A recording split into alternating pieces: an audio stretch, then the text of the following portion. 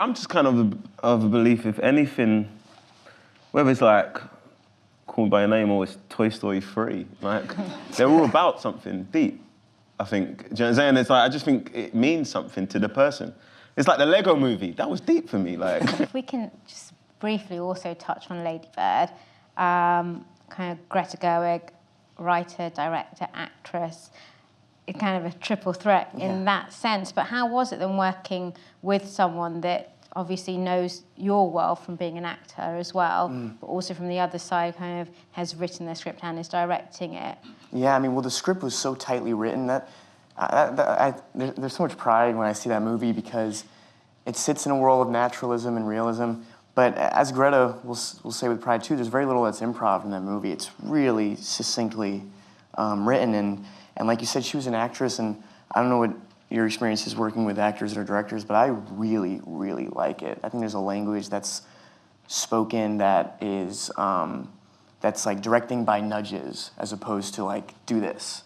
And that's very helpful. I mean, that was one of the big things coming out of drama school for me that was hard to learn, was working with film and television directors and realizing, oh, they're not purely focused on my performance the way an acting teacher is saying, be as truthful as possible. That wasn't real. They're thinking about the lighting, the set design, the blocking, how they're gonna cut it, you know, what the sequence is in the movie, and then maybe somebody's coming over and say you have 20 minutes to shoot it.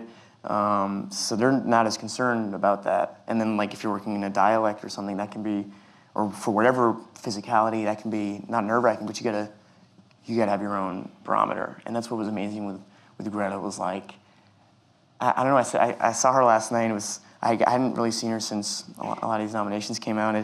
It's still, what I like to say to her is, I like that you made that movie in total confidence, and now there's this great reception. It wasn't like a shit show. It wasn't like she was running all over, and it wasn't like we were throwing it together. It was an assured experience, and yeah. Okay, now we can have a few. Oh God, there's a lot of questions. Wow. Okay, there's a microphone right here. The lady in the red top. Hi. Firstly, Daniel, you're from North London, which I think is so cool because we go to Highgate Wood and St. Aloy's just right up from us, and I think it's so cool that there's like a local now on the big screen, and we're really proud of you. Oh, thanks. Now, both of your films have like really heavy subjects, so race or like sexuality. Is it important for you to make films that impact people and that tell important stories? And what is it like to meet people, like in Call Me By Your Name, if you meet people that have like, their lives have changed because of this film, or if you see black young men talking to you about how Get Out is, like, touched them and it's like very real to them, how does that feel for you guys? Thank you. I think anything, I'm just kind of a belief, if anything, whether it's like Called by Your Name or it's Toy Story 3, like, they're all about something deep, I think. Do you know what I'm saying? It's like, I just think it means something to the person. It's like the Lego movie, that was deep for me, like. Hey, that was deep, that film was deep for me. Like, but that's what you're tapping into. Everything is awesome.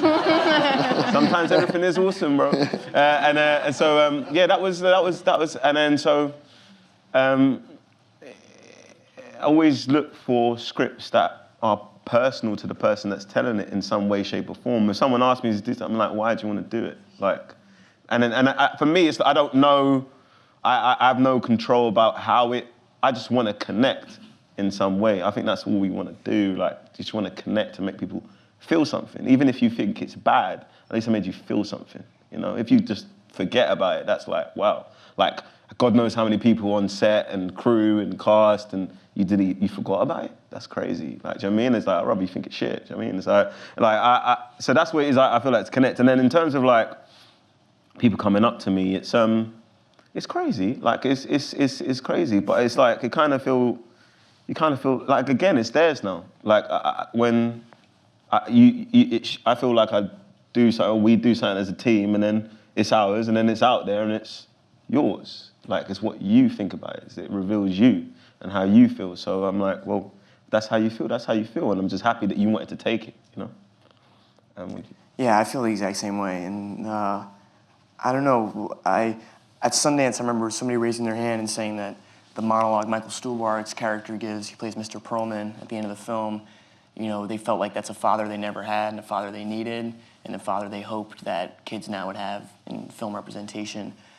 And that was really surreal for me. Like I said before, you go on so many auditions, and sometimes you even get cast in things that aren't well received. So to have a moment like, similarly for me, like for me it was like hearing an album when I was 13 about like anxiety and sadness, whatever, and having that experience and thinking, oh my God, I'm hearing what I'm experiencing represented. And being on the other side of that equation now, where people have been saying that to me, that's what you sign up for, really. I mean, that's why it's awesome to be here for the BAFTAs, and the award stuff's great, but I think for both of these films, what's amazing is like, it goes beyond that. I mean, I think hopefully like 5 years from now, people will still be able to see these movies and really get something out of it. And like I said, it's what you sign up for as an artist, what you dream of, is like being able to actually affect people. I don't know how it's so amazing. Like, I don't know how I'm sitting here, or it feels like a pinch me moment, because if the first dream is to be economically self-sustainable,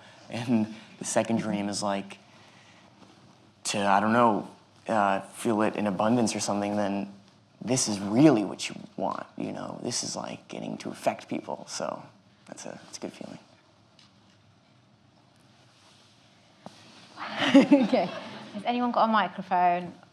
Okay, do you want to give it to the lady with the purple? Yeah.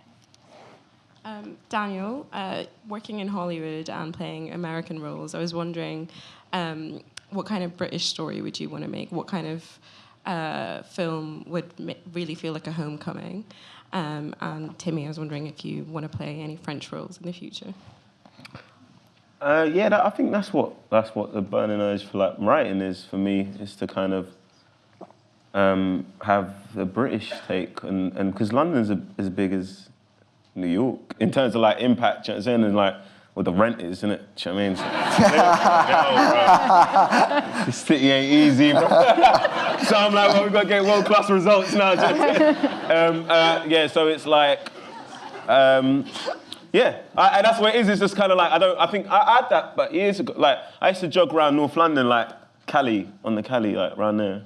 And then I'll be like, bro, like, it was after a trip to New York. I go, why don't Londoners think like they just don't, like, we always think, oh, we're just doing our thing, and then we're all kind of like really apologetic. And I go, why don't they think we can just do anything? And that's my kind of where I think my brain's headed, is kind of like, let's do contemporary British stories, and let's show what London is, do you know what I mean? In the vein of like Dirty Pretty Things and a lot of Stephen Knight stuff, do you know what I mean? It's like what I feel that he taps in a lot of that, and Shane Meadows, so that's like the aspiration I kind of want to head. But yeah, yeah. Oh yeah, I mean, yes, I would really love to do that, and hopefully that opportunity presents itself. It'd also be employment, so that's nice. Let's come to this gentleman in the front here, and then let's line one up, kind of up there.